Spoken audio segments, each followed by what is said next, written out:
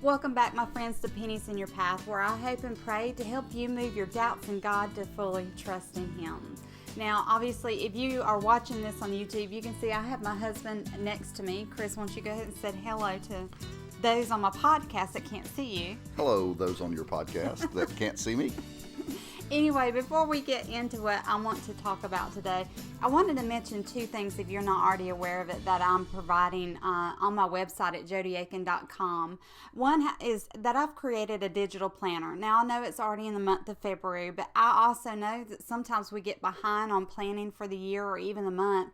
So it's not too late. It's the kind of planner that you'll be able to download into, let's say, GoodNotes, just for instance.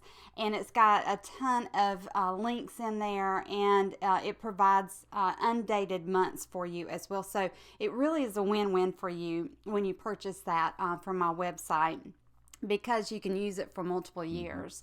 And in addition to that, I have found myself sharing often with people what type of Bible translation I use and some other things that are my favorites. And I thought, man, this would be a great opportunity just to go ahead and put out there and share with you guys as well. So I have created a special page under my shop list. I think it's titled My Favorites.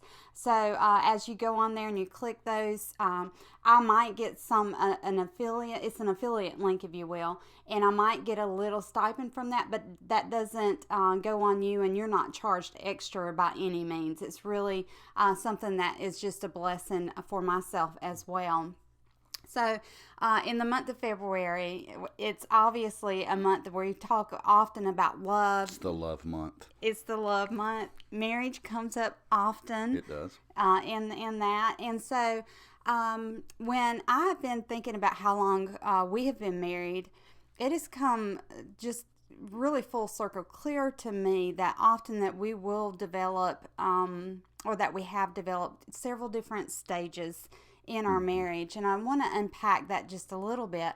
But real quick, for those that might not have heard our story as far as how we met, I thought that'd be fun to tell them your side of the story, and I'll just leave it. I'm going to trust him with it. You're not going to come back and try to correct I don't it? think so. Let me just see. What do you got to say first? All right. So, first of all, thanks for having me on your podcast. It's great to be here. I love what you're doing with it, and great that we get the opportunity to talk about it.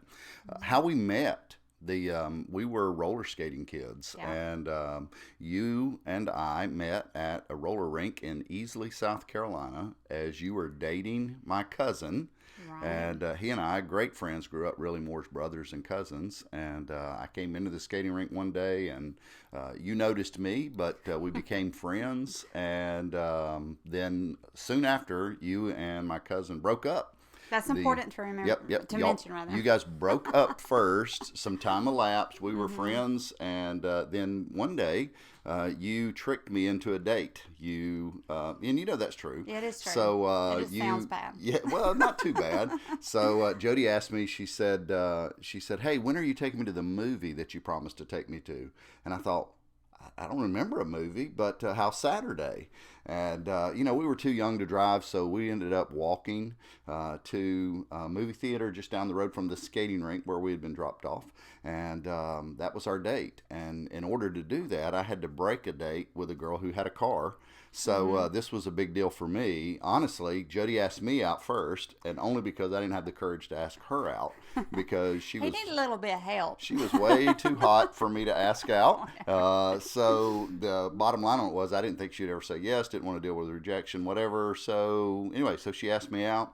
We started dating, and by and large, I mean, with a couple of breaks during it, but by and large, all the way through junior high and high school, right, and on into getting married right after high school, and 34 years. Yeah, so when we got married, I'd love for you to just kind of share what are the two things that we agreed on before we actually got married that we would stick to throughout our marriage. Yeah, so everybody learns about marriage from some kind of a template, and what we learned is your parents were divorced, and my parents yelled a lot. we said, all right, here's what we know about marriage. We're not going to yell at each other, and we're not ever going to talk about divorce. So we took those off the table, and I don't know that we kept the first one perfectly. Matter of fact, I know we didn't keep the first one perfectly, though we tried.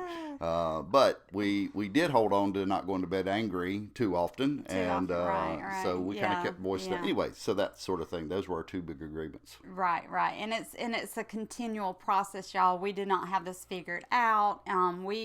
We like to share with other people, when God gives us a platform through podcast or at marriage conferences or retreats, just to let everybody know that marriage is something you need to work on, and it's a process, and we get messy sometimes. But when I was thinking about the stages of marriage, I was thinking about the passion stage, the flourishing stage, the decline stage, and the dormancy stage.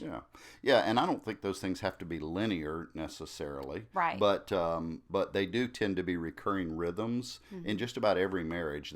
Every marriage seems to hit those stages at least once, and sometimes multiple times.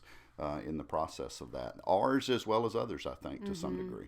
So when we think of passion, how would you unpack that? Passion's kind of that early dating infatuation stage where, man, you're super excited, you're giddy, you're the word I like to use at church a lot is Twitter-pated. Right. And you can look it up, it's a word. It's a word, yeah. And anyway, so you're pursuing in that stage, you're on your best behavior, you're really just enamored with one another, and everything is kind of new. So that could go all through dating. And oftentimes it'll go into about the first 18 to 24 months of a marriage before people realize who they married. Right. Well, that's to be unpacked at a conference. Okay, we'll do that another day. So when we go into the flourishing, which is actually my absolute favorite stage in marriage, and we strive now that we've kind of learned this throughout our marriage. We strive to stay there. We don't always get it perfectly. Sure. So how would you unpack flourishing? Yeah, so flourishing from that standpoint is kind of your ultimate or your ideal. It's the stage where things are clicking relationally for one another. You're both productive in the relationship. It's enjoyable. There's fruit from it. So it may be, it could be anywhere from day one of marriage really on to any other place. We're at a different stage now because we're kind of in an empty nest stage, but I think it's one of our best stages of flourishing.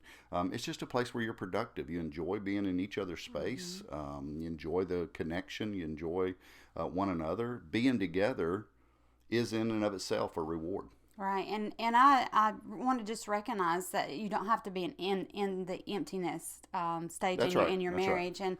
and I know for a couple of people that have reminded me recently that they might not ever have that opportunity to be empty nesters because of their caring for their children for a little bit longer term in their lives. So, but you can still enter that. And one of I think the third, as you said, it's not linear, but we're just for list wise here, going to talk a little bit about decline. Yeah. So, when you come out of the flourishing stage and you move away from that, decline is kind of that place of complacency or that place of taking one another for granted. It's a place where hey, you're married, you're married, you love one another because you said it once a long time ago, but this maybe doesn't have a bunch of energy to it as like it used to. You're almost just settling for in that stage. And you're right, by the way, let me just affirm you that circumstances don't determine our stages. So whether whether you have a house full of kids or you have no children at home or you've never had children at home, that's not the key. The key is that are you in it together as a couple? Right. And I've often said that there's an enemy out there, and one of it is not necessarily what you might think. It's the enemy of complacency. Because when we get so comfortable, sometimes we really actually stop pursuing one another and meeting some of those needs, and it's just kind of a slow fade, and it can fade into dormancy actually, which is the fourth stage I wanted to bring up. Yeah. So if you think of flourishing, if you think of that as a green light, and you think of decline, you think of that as a yellow light. It's a caution light. You're not in danger yet, but you're headed that way. Dormancy would be a red light. It would be one of those places where you go, man, we're just looking for an excuse at that point to not be married. Or if we stay married, we're only married because we have strong feelings we should not get divorced, or it could be economically not a good idea, or any number of things. So it's a danger place. It's a place where the marriage has grown cold, and it's just no fun to be married anymore. Right. Nobody really wants that. Nobody intends to get to that place. And so I know that we've just kind of really glazed over these stages, and there's so much meaning that can be unpacked. But for the sake of time here, we just kind of gave you an overview. And as you're thinking about, as we've been sharing about your own marriage, and maybe you recognize some of it resonates with you. Maybe Flourishing resonates with you, and you're like, praise the Lord, that's where I am. Well, we celebrate that. But perhaps even you could be in decline or dormancy. So if you have resonated with that, there's a couple of things. Again, we can't unpack everything here right now, but there are a couple of things that you can do to kind of get unstuck from that. So what would be some things that you would suggest? Yeah, at a real high level, again, you're not stuck in a stage. You're able to move to a different place, but you have to do the things that you did when you were in a different stage in order to get back out of it. Right. So instead of being dormant, you got to move back to flourishing. Instead of being in decline, you got to move back to passion. So some of the things that I'd suggest that people do in that case is that you're very intentional about making time for one another, that you're intentional about having conversations, having honest conversations about what's on your heart. You're in a disposition of extending grace. In other words, you assume the best of one another as opposed to assuming the worst. Don't take each other so seriously, and laugh a little bit. I mean, marriage is important, life is important, but you're really not all that important. So just kind of take yourself less seriously. You need to be serious about these other things, but chill out a little bit. I love that. Chill out a little bit and just learn to laugh at each other. Yeah. In that, and so. There's so much more I really want to share on here, but again, maybe they should come to one of our marriage conferences. Hey, that's a good idea.